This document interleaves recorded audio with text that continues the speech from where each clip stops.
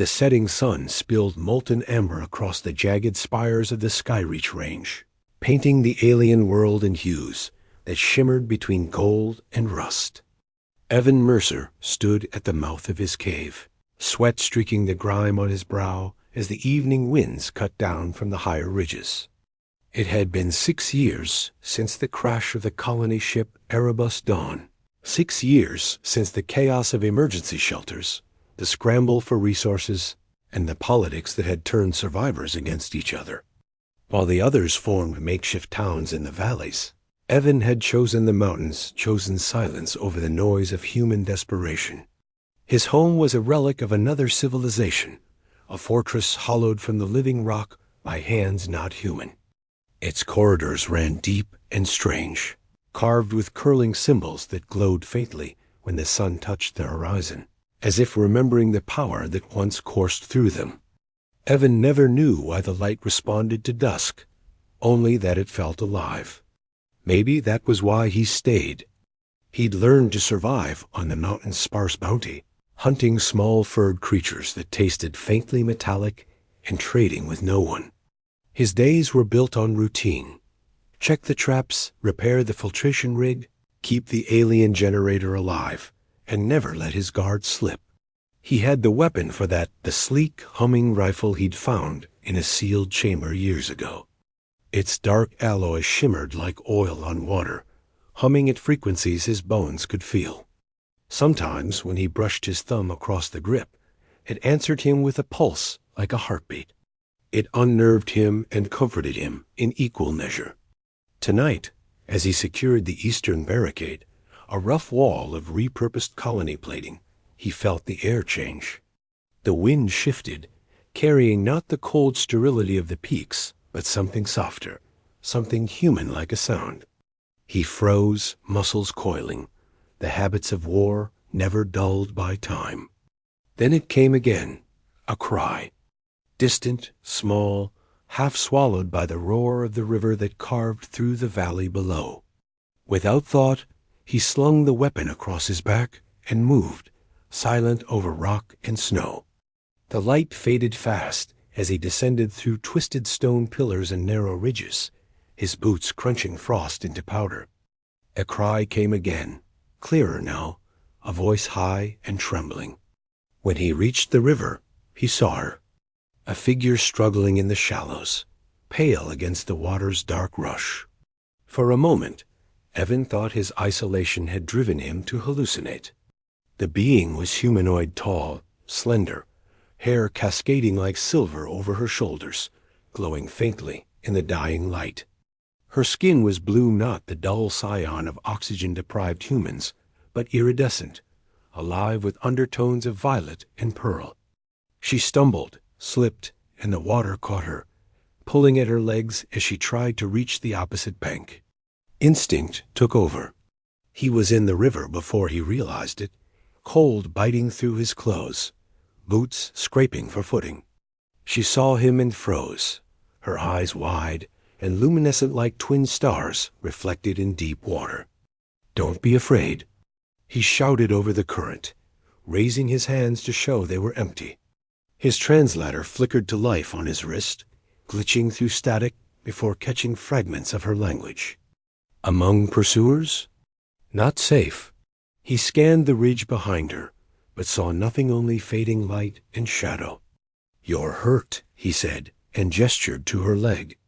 She hesitated, the wildness in her gaze fighting reason, then nodded once. Evan crossed the remaining distance, feeling her tremble as he reached for her arm. She weighed almost nothing. Up close, he could see the wound on her thigh deep, shimmering strangely, blood refracting the light like liquid crystal. "We have to get you out of the cold," he said, lifting her carefully. She gasped at the motion, a sound somewhere between pain and music, and her hand gripped the fabric of his jacket.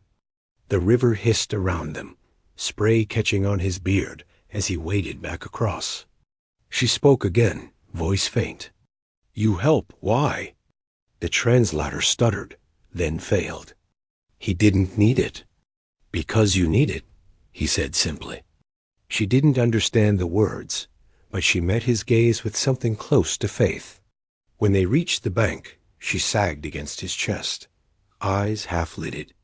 The smell of her ozone and cinnamon, strangely clean-cut through the iron tang of river water. Evan adjusted his hold and started the long climb back to the fortress, breath fogging in the deepening chill. He hadn't carried another living being in 6 years. Not since the fires of the crash, when he dragged comrades from burning hulls, only to bury them later under rock slides and frost. Now, under the alien moons, he carried a stranger who didn't belong to his world, yet somehow fit in it more perfectly than he ever had. Somewhere above them, the mountain's glyphs flickered, brighter than usual, as if awakening to witness the moment. Evan didn't see. He just climbed, step by step, unaware that the choice he'd made at the river simple. Human compassion had just sent a signal echoing across the stars. The storm had rolled in by the time Evan reached his cave. Thin needles of icy rain slashing against the rock face as he ducked beneath the overhang.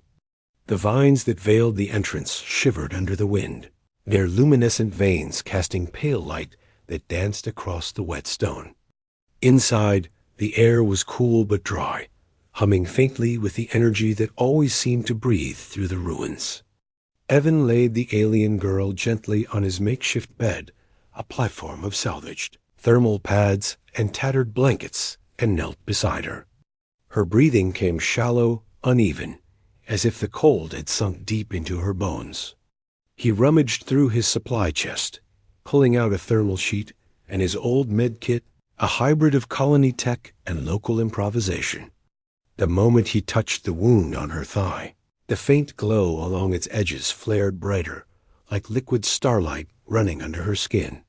She winced, but didn't pull away. "Easy," he murmured, working quickly, cleaning the wound with antiseptic foam. "You'll be all right."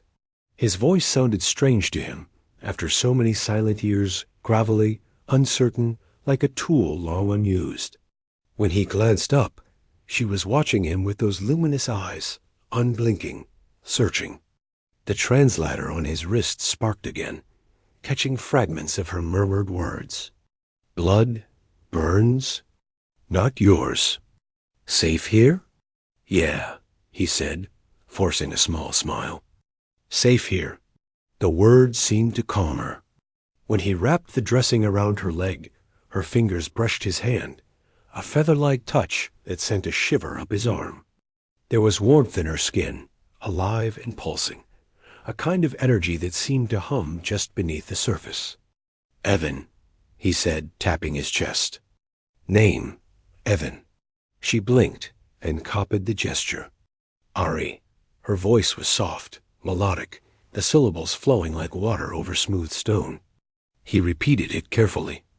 "Ari?" She smiled faintly, the expression transforming her face, giving it a kind of gentle radiance. For a long moment, neither spoke.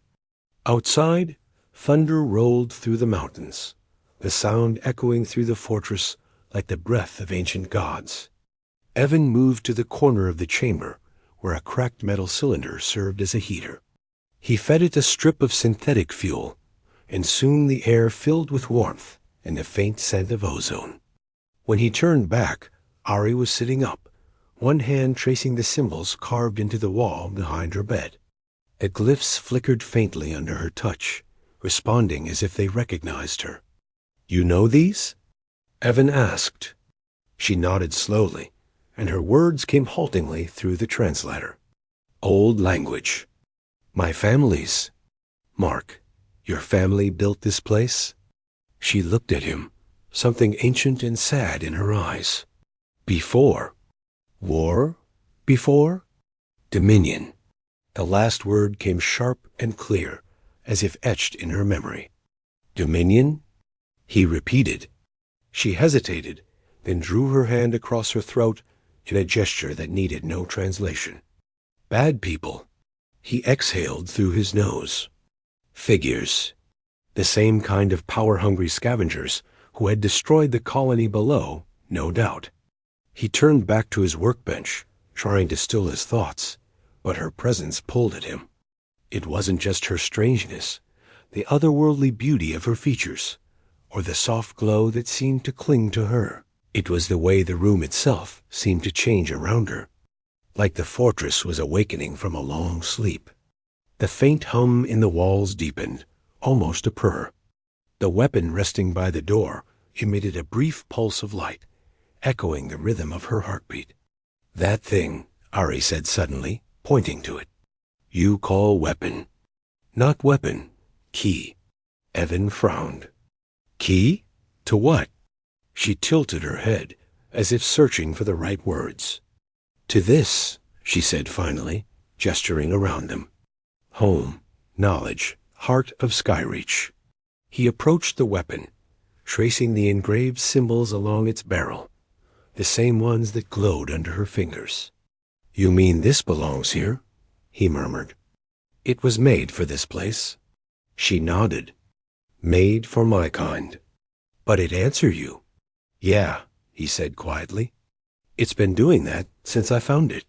Ari's gaze softened. "Means you." "Chosen." The word caught him off guard. "Chosen?" "Resonant," she said, her accent thick but certain. "Heart like ours, connected." The idea unsettled him. He wasn't chosen for anything. He was just a survivor, one of many, who'd watched humanity tear itself apart on this distant world. But as he met her eyes, something stirred an echo of that same hum that vibrated through the walls, through the weapon, through her. The silence between them deepened, filled with a warmth that wasn't just from the heater. "Rest," he said finally, his voice rougher than before. "You're safe now." She lay back down, her gaze following him as he returned to his seat by the fire. For the first time in years, he didn't feel alone. Outside, lightning arced over the peaks, casting momentary flashes through the cave mouth. Each time, the glyphs along the walls pulsed in response, glowing brighter, as if listening to the storm. Evan stared into the flames, his thoughts tangled between fear and curiosity, between reason and the strange comfort her presence brought. He didn't know who she really was, or why her arrival made the fortress hum like a living thing, but deep down, something told him that the mountains that had once been his prison were about to become the heart of something far greater. Evan woke before dawn to a sound that did not belong to the mountains. It was low at first, a tremor beneath the stone floor that he felt through his palms before he heard it with his ears. He sat up sharply, his hand already finding the weapon by instinct. Across the chamber, Ari stirred, silver hair spilling across her face as she blinked herself awake. "What is it?" he whispered, but she was already listening, eyes unfocused, distant, as if hearing something far away. Then the sound deepened a mechanical rhythm, unmistakably artificial. Not thunder, not wind, ships. Evan crossed the room in 3 strides and peered through the narrow slit in the outer wall, a makeshift observation point he'd carved years ago. What he saw stole his breath. The sky was crowded. Dark silhouettes moved in formation across the pre-dawn light-sleek vessels, gliding like silent predators above the mountain peaks. Their hulls shimmered with an oily iridescence that caught the faint glow of the rising suns. He counted quickly 10, 15, 20, then stopped. There were too many. "Ari," he said quietly, not taking his eyes from the view. "You need to see this." She was beside him in seconds, her injured leg barely slowing her. The moment her gaze lifted to the fleet, her skin seemed to pale to a soft, translucent hue. "Dominion," she whispered, the word thick with dread. They followed resonance. "Resonance?" He repeated. She touched her chest, then gestured to him. "You, me, joined. The energy calls across the stars." Evan's jaw tightened. "So when we—" He stopped, heat rising to his face. She met his eyes, calm but grave. "When we shared bond, they felt it. The power awakened the sanctuary. The Dominion tracked such signals. Outside, a flash of light swept across the ridge's scanners. "They're searching," Evan muttered, stepping back from the slit. "How long until they find us?" Ari turned, her gaze moving over the glyphs carved into the walls. "This place hides, shields, but only for time. We must go deeper." "Deeper?" He echoed. "There's nothing deeper, only collapsed tunnels and dead ends." She shook her head. "Not dead, sleeping." Her hand traced a circular pattern on the far wall, and the glyphs beneath her touch flared to life. The hum that filled the cave sharpened, rising to a resonant pitch. The stone itself began to shimmer, dissolving before their eyes to reveal a dark passage sloping down into the mountain's heart. Evan stared, momentarily speechless. "You have got to be kidding me." "No kidding," she said softly. "We go now." The tremor in the ground intensified, dust falling from the ceiling as a deep boom echoed from somewhere above. The ships were deploying ground forces. Evan strapped the weapon to his back, slung a pack over his shoulder, and grabbed a thermal cloak. "Let's move." Ari hesitated only long enough to grab a fragment of her torn dress, wrapping it around her arm like a makeshift band. Together, they stepped into the newly revealed passage. The air inside was cool and dry, carrying a faint metallic tang. As they descended, faint lights ignited along the wall strips of bioluminescent material that brightened as they passed. The architecture here was different. Smoother, more deliberate, the angles too precise for natural stone. It felt less like a ruin and more like a machine pretending to be a mountain. "What is this place?" Evan asked, his voice low. "Heart of Skyreach," Ari replied. "Built before Dominion. A sanctuary of peace and knowledge. My ancestors met humans here once, long ago." The idea stopped him for half a step. "Humans? You mean Earth?" She nodded. "Your kind called us many names. Gods, angels, lights in the sky. We came to guide, not rule. Some of us forgot that." Her voice tightened on the last words. "And the Dominion? Born from those who forgot." The tunnel curved sharply, and they emerged into a vast chamber that made Evan's breath catch. The ceiling rose hundreds of meters overhead, carved with concentric rings of glowing symbols. In the center stood a pedestal, shaped like a 5-pointed star, each point bearing a shallow depression. One of them glowed faintly. "The key," Ari said, pointing to the weapon on his back. "Place it there?" Evan hesitated. "You sure?" "Yes, it calls to you because you are compatible, resonant." He approached the pedestal and laid the weapon into the glowing slot. The effect was immediate. The chamber came alive, the walls humming as light rippled outward from the center like a heartbeat. Streams of alien script cascaded across the surfaces, too fast to read. The floor vibrated beneath his boots. Above them, the ceiling opened like the iris of a camera, revealing a holographic map of the mountains. Red Point's enemy ships moved across it. "This is incredible," he breathed. "Control center," Ari said, her fingers moving through the air as if touching invisible controls. "We can see them. Track them. Defend? Defend?" Evan echoed, alarm flickering. "You mean this place can fight back?" "Yes, but it recognizes only rifle users." She looked at him. "That means us." Another explosion shook the mountain, closer now, sending small rocks tumbling from the ceiling. "They're landing," Evan said. "If this fortress has defenses, now's the time." Ari placed both hands on the pedestal, her eyes blazing turquoise. "It resists. It doubts you. We need stronger link." She turned to him, urgency softening into something almost tender. "We must bond again. Not body, but mind." Consort's oath. Evan blinked, thrown by the word. "Consort?" She stepped closer, the glow of the chamber reflecting in her skin. In etheric culture, a consort is one joined in spirit, equal, chosen. Her hand hovered between them, trembling slightly. If we join minds, the sanctuary will trust you as it trusts me. Outside, the mountain shook again, and the sound of descending engines filled the air. Evan's heart hammered.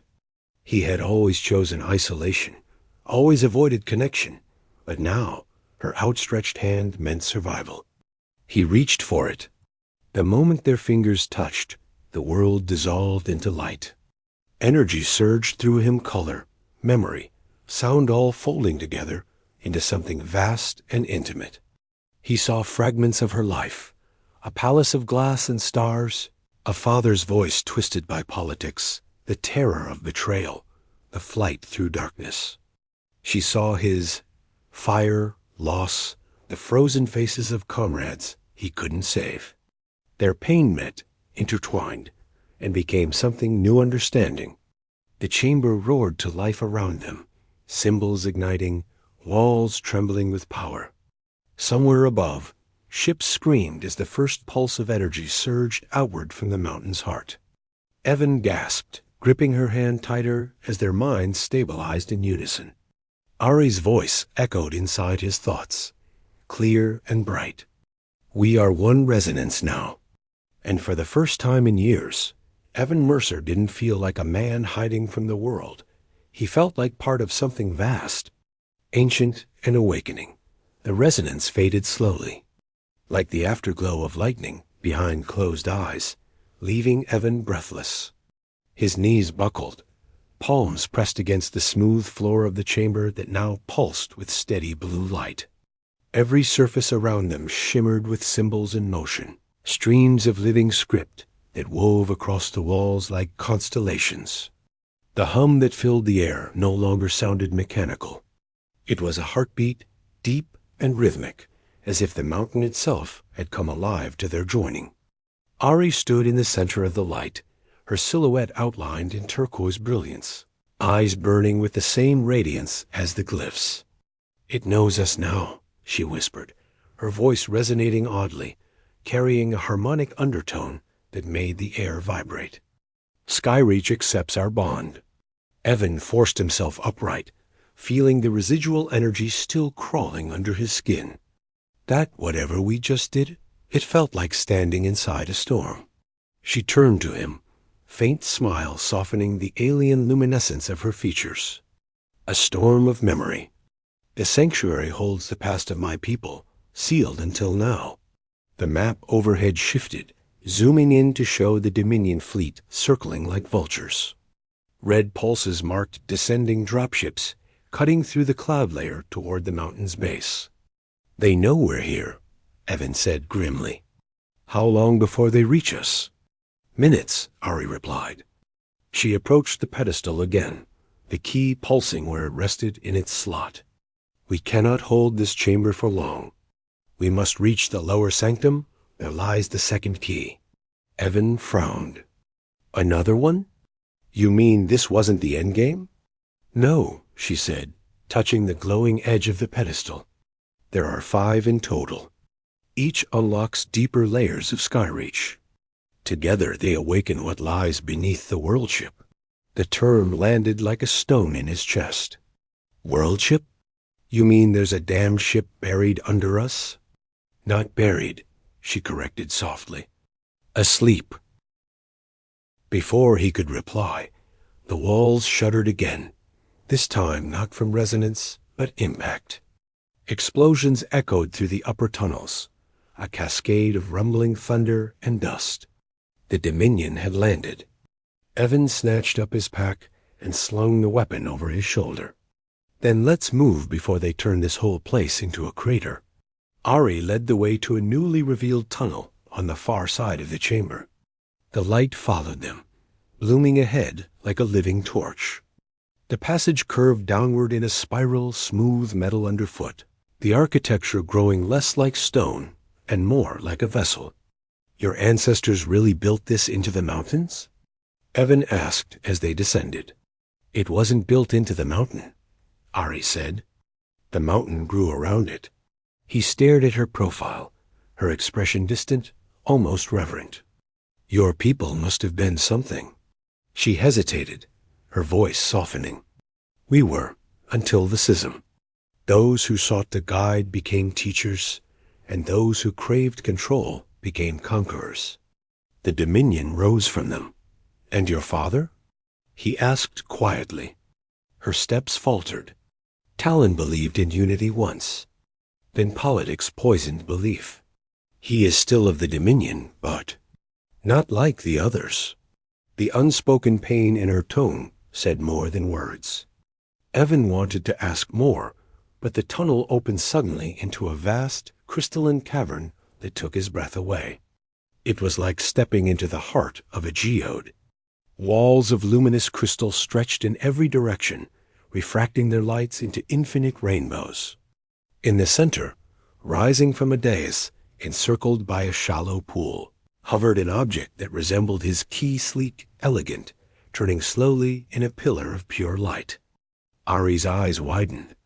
The second key. They approached cautiously. The air here felt thicker, charged. With every step, the crystals thrummed louder, harmonizing to Ari's pulse. "It's responding to you," Evan murmured. "To us," she corrected. She extended her hands toward the light, but it pulsed sharply, flaring bright enough to blind him. The sound it made wasn't mechanical. It was music, low and resonant, vibrating through bone. A beam of turquoise washed over them both, and the translator on Evan's wrist hissed static before going dead. He felt a strange tingling crawl over his skin, his vision fracturing for an instant. When the light dimmed, the key hovered inches from Ari's palms, gleaming like a living thing. "It recognizes the resonance," she said, voice shaking. "We are accepted." She closed her hands around the device, and the chamber erupted in motion, the crystals flaring, water rippling outward, walls shifting. A deep, mechanical rumble rolled through the floor. "What now?"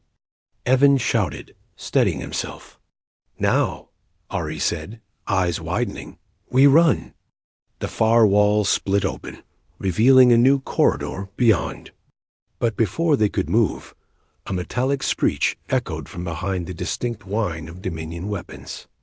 Evan turned to see shadows spilling through the tunnel they'd come from. Dark figures in iridescent armor fanned out, rifles raised. "Move!" he barked, shoving Ari toward the exit as the first volley of energy bolts cut the air. He returned fire with the weapon key. Its hum rose into a fierce tone, discharging a beam of teal light that shattered a soldier's armor and sent him sprawling. The others hesitated, clearly not expecting a human to wield an ethereal weapon. "Keep going," he shouted. They sprinted into the corridor as plasma fire scorched the walls behind them. The path narrowed, spiraling upward this time, the glow of the crystals fading to cold stone. Ari clutched the new key tight against her chest. "They'll follow," Evan said. "How do we slow them down?" "The crystals," she gasped. "They resonate with emotion." "We can," she stopped, glancing at him, realization dawning. Together, they pressed their palms to the wall, joining hands once more. The bond snapped back to life, like a current completing a circuit. Heat, light, and memory surged between them, and Evan saw not just her mind, but fragments of the mountain itself, the layout, the pulse, the logic beneath its design. "Think defense," she said through the link. He did, focusing on barriers, on walls of light and thunder. The crystals responded. The tunnel behind them erupted in a shockwave of luminous energy, sealing itself with solid crystal. The screams of Dominion soldiers cut off abruptly. Evan gasped as their link dimmed, stumbling forward, dizzy from the effort. Ari steadied him. "They will break through soon. The Dominion never stops, and we don't stop either." They moved again, the tunnel sloping into an arched bridge of glass that spanned a chasm so deep the bottom was lost in blue mist. On the far side, Evan saw more of the strange glyphs, etched into the floor symbols that pulsed in time with their footsteps. "We're close," Ari whispered. "To what?" "The ship," she said simply. "The heart beneath the mountain." Evan looked up at the darkness beyond, where faint, living light traced the outline of something impossibly vast. And as the rumble of pursuit echoed faintly from behind them, he realized the mountain he had once called his refuge was no longer just a hiding place. It was waking, and it remembered its purpose. The bridge trembled beneath their feet as they crossed into the vast hollow heart of the mountain, a space so immense that it seemed to contain its own night sky. Evan stopped at the edge of the precipice, awestruck. The air shimmered faintly, charged with a low hum that wasn't quite sound more like a vibration felt in the bones. Spread before them, illuminated by the soft bioluminescent pulse of the crystals, was a ship unlike anything he'd ever imagined. Its hull curved in organic arcs, seamless and alive, stretching upward into the darkness, where the mountain ceiling opened to an abyss of faint starlight. The surface rippled with light like breathing skin, and the occasional pulse of turquoise along its length mirrored the rhythm of his own heartbeat. "The world ship," Ari whispered, awe and sorrow mingling in her voice. "Necks of Hope." She said the name in her native tongue, but the translator rendered it perfectly. "Your people built this?" Evan murmured. "Before the schism," she said softly. "Before the Dominion turned creation into conquest. Necks of Hope was meant to shield life, not destroy it." Her hand trembled where it gripped the railing, her eyes wide with reverence and fear. "It has slept for millennia. Only those of true resonance can wake it." Evan's gaze swept the cavern again, finding an ancient platform at the base of the ship.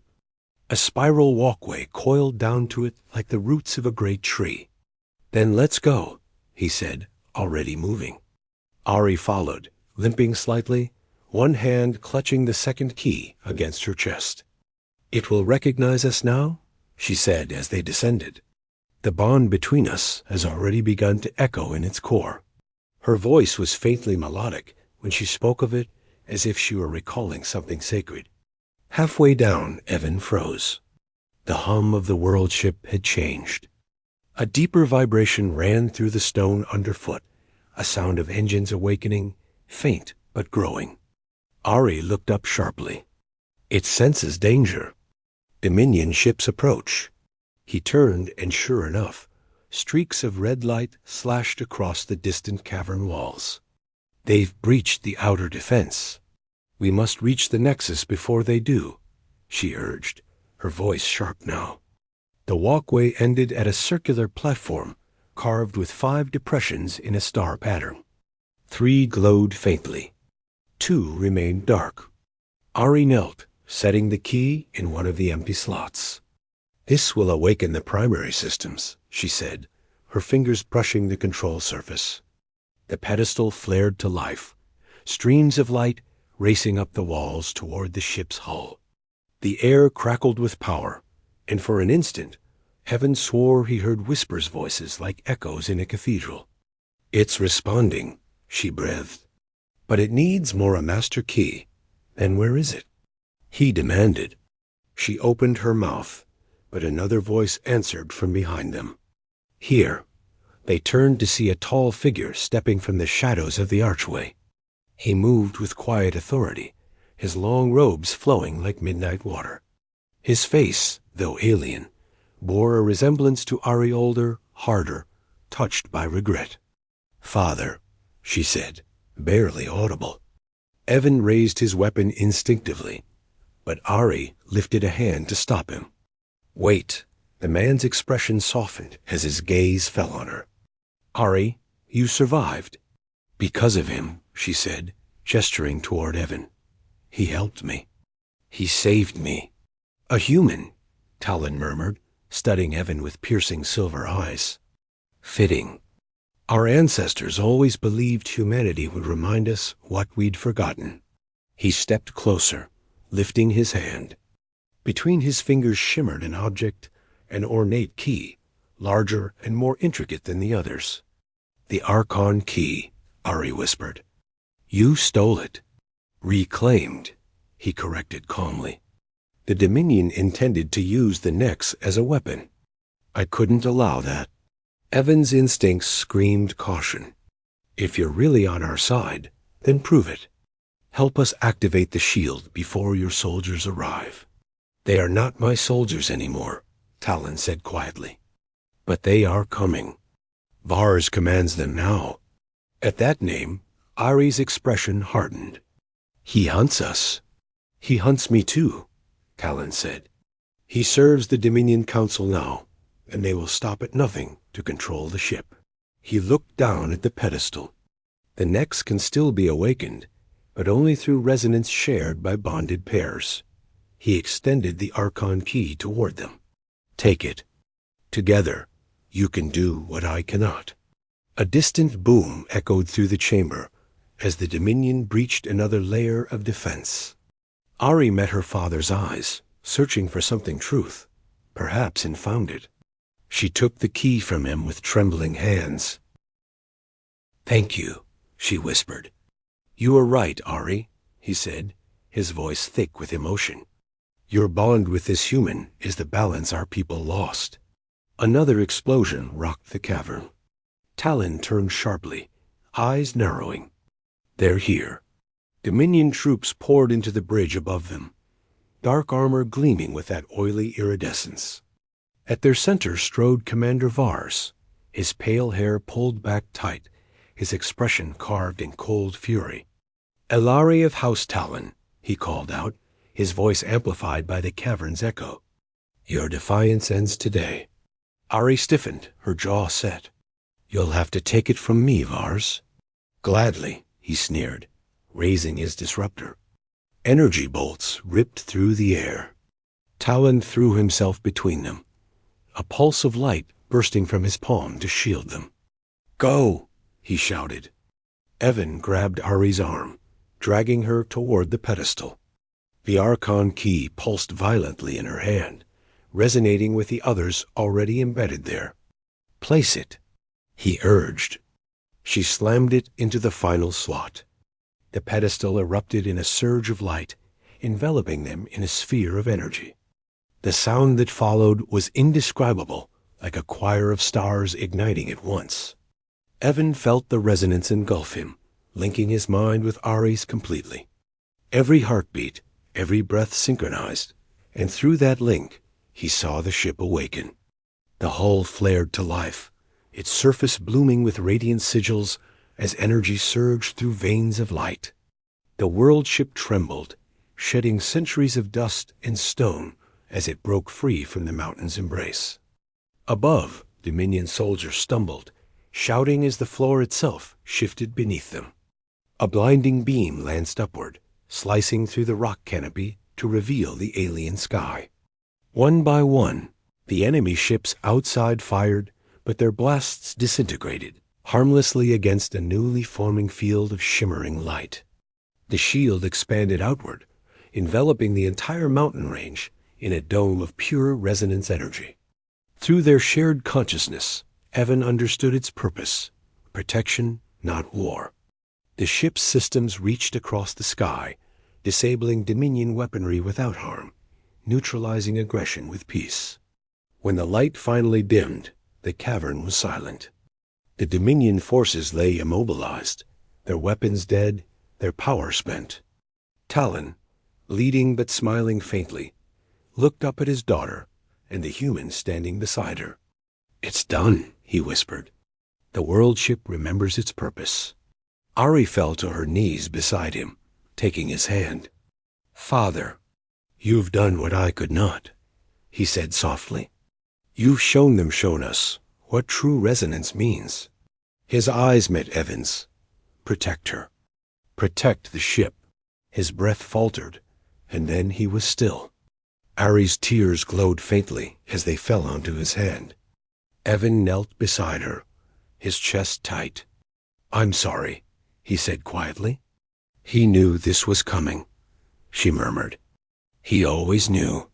Above them, the hull of the Nex shimmered, light rippling outward like dawn breaking through a storm. He gave us time, she said, standing slowly. Now we must give it meaning. Evan looked up at the open sky, where the shield pulsed gently over the peaks. We will, he said. Together, they stood at the heart of the awakening ship as the Dominion fleet retreated beyond the horizon. And the mountain that once held only silence now thrummed with life and purpose once more. The storm had passed.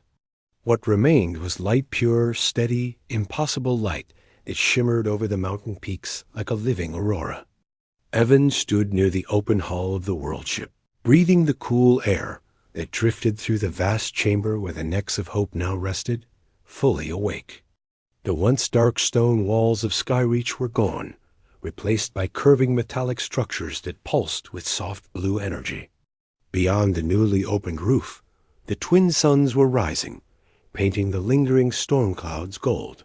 He could still hear the low hum of the ship's shield, radiating outward across the horizon, a tone that resonated somewhere deep in his chest, familiar now, almost comforting. The Dominion fleet was gone, scattered beyond the planet's orbit. He'd watched them retreat only hours ago, their engines flickering against the dawn like dying stars. The battle, if it could even be called that, had ended without bloodshed. For the first time in years, Evan realized there was silence. Not the hollow silence of isolation, but the kind that follows revelation. Ari stood beside him, hair cascading like liquid silver in the morning light, her skin luminous against the metallic glow. She gazed upward at the shield's curve, her expression somewhere between grief and wonder. He was right, she said softly. The world ship's purpose was never destruction. It was always meant to protect. Her voice trembled slightly on the last word, and Evan knew she was thinking of her father of Talon, who had given his life for that truth. He placed a hand gently on her shoulder. She didn't flinch this time. He saw something in us, she continued. Something his generation lost the belief that strength doesn't have to mean domination. Evan's throat tightened. He believed you'd prove him right, he said. That we would. They walked slowly across the bridge toward the central platform. The ship responded to their presence lights, blooming like ripples across the floor. The resonance bond still thrummed faintly between them, not overwhelming now, but ever-present, a pulse of shared awareness that made words almost unnecessary. When they reached the control nexus, Ari lifted her hands and pressed them to the pedestal. The holographic map unfolded above them, displaying the planet and the massive field of energy radiating from Skyreach's core. The shield will hold, she murmured. It can extend far beyond this range, to cities, colonies, even orbit. It could protect millions. Her voice grew quieter, almost reverent. And perhaps it will remind my people what the Aetheri once stood for. Evan looked at her, at the strength in her posture, the quiet grief in her eyes, the faint scar on her thigh where he'd first bandaged her wound by the river. She wasn't the frightened fugitive he had carried across the water anymore. She was something more in heir to an ancient legacy, a bridge between two civilizations. And yet, when she turned to him, smiling faintly, he still saw the woman who had whispered his name in the glow of the firelight. "You're thinking of leaving," she said softly. It wasn't a question. He hesitated, glancing toward the horizon. Maybe. The colony's down there. They'll be wondering what happened. Someone has to tell them the truth, that the mountain didn't just shake. It woke. She stepped closer. "Then you should go," she said gently, though her voice wavered. "But not yet. There is something you must see." She led him deeper into the world ship's heart, through corridors that seemed to shape themselves as they walked. The air grew warmer, filled with a faint hum that matched their footsteps.